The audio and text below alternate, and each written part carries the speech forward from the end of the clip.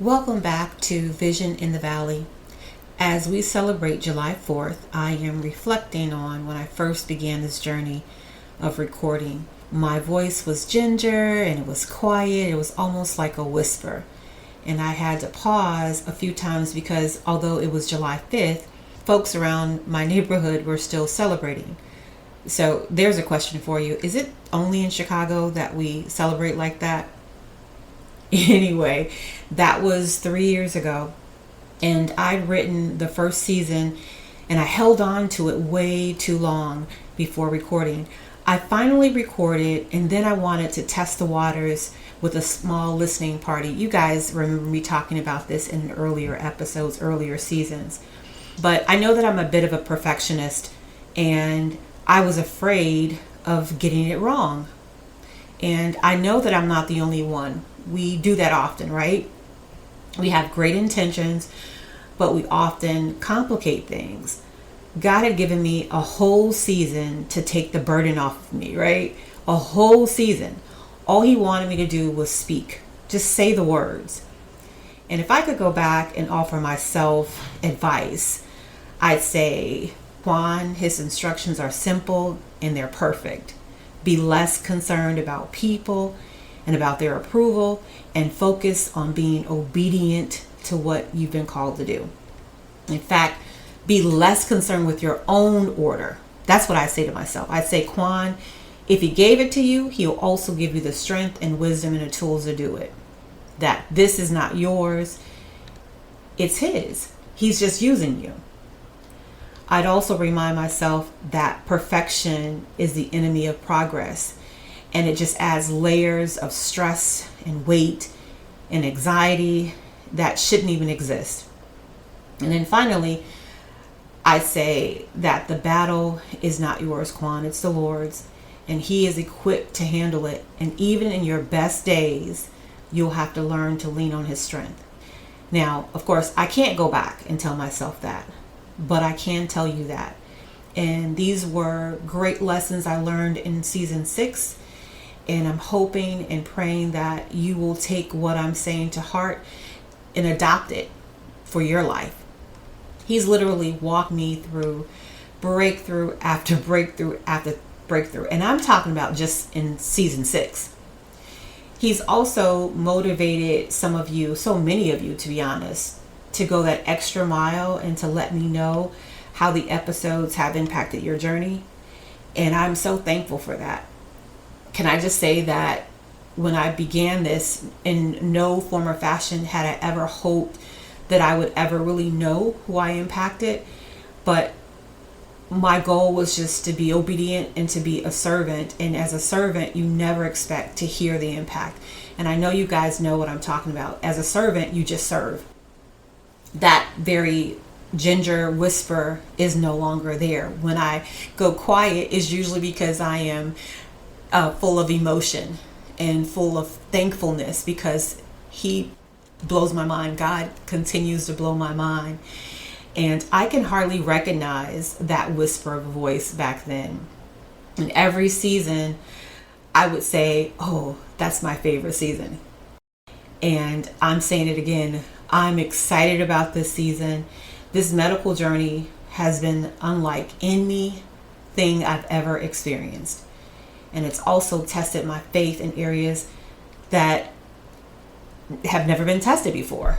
And at least not at the levels they've been tested recently, right?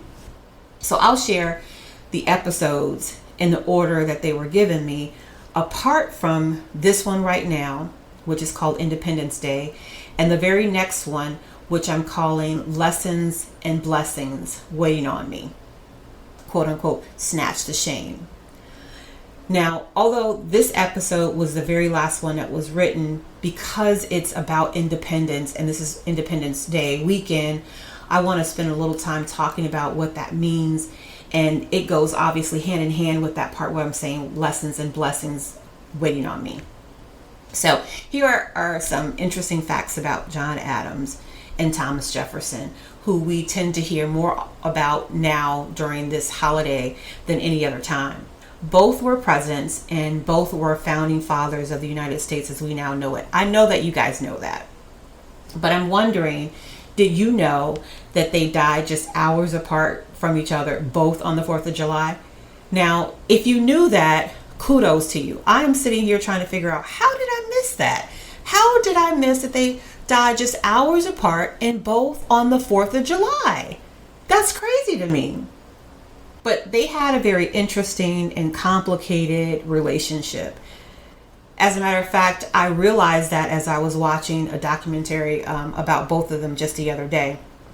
But today, I'm thinking about Thomas Jefferson specifically. His legacy is stained with controversy. This is mostly because of his famous statement regarding all men being created equal. Yet he owned slaves. Now, I am not going to make this a conversation about how many children he fathered and with whom. This is not a political forum, but it made me think about his inward struggle, that the fight that he must have been going through morally. This is me guessing, right? Just based on how I feel when I'm struggling with something. Could it be that he needed to be freed from something too? He was a principal author of the Declaration of Independence, and yet he wasn't free himself. It's likely that he struggled inwardly about his own choices, and if nothing else, he had to be riddled with fear that he'd be exposed, but for nothing else but that he was a slave owner.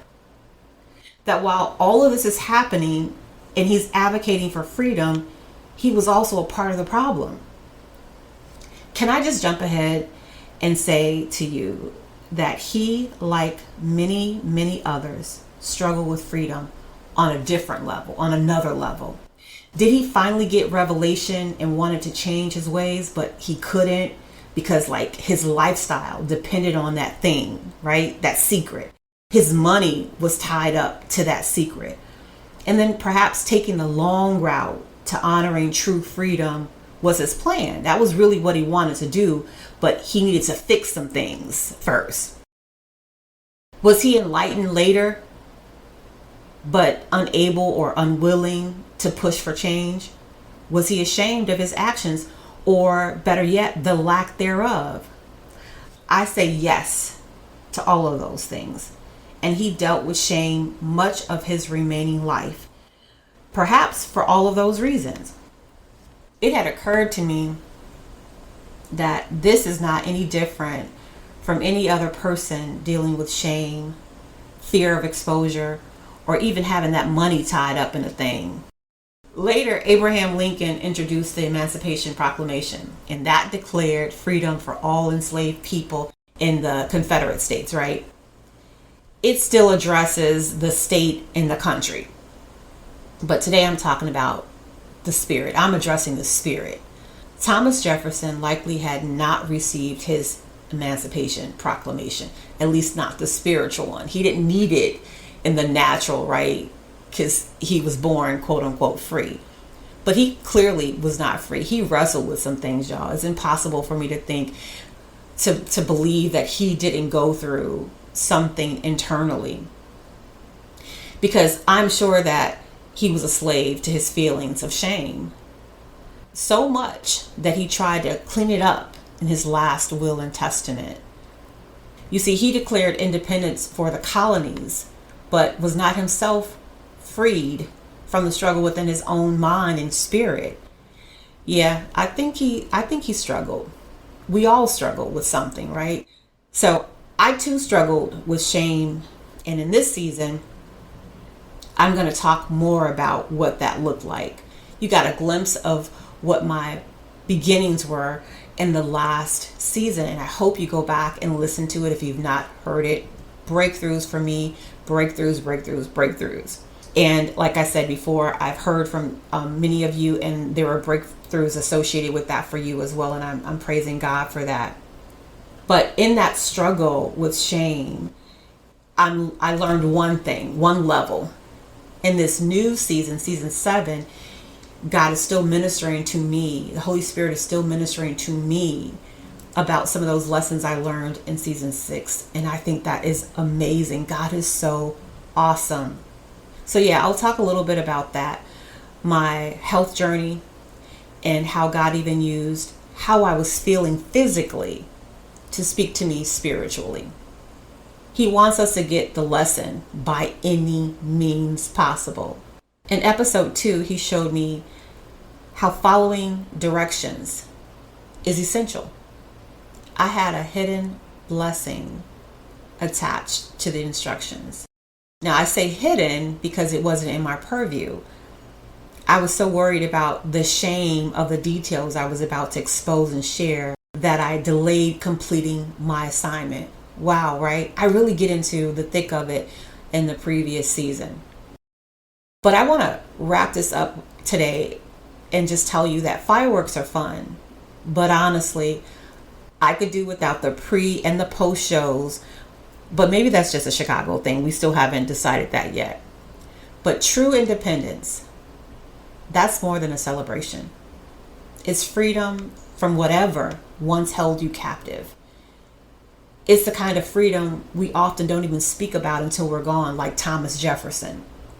This year, I'm celebrating independence from shame, independence from limiting a limitless and perfect God, independence from that gripping and controlling perfectionism. That's just to name a few. When I say those things, I want you to imagine a beautiful explosion of colors in the sky.